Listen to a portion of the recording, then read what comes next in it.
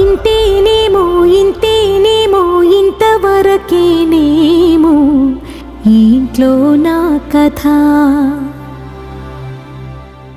అంతేనేమో అంతేనేమో అంతులేని వేదనేమో ఆడపిల్లను కదా.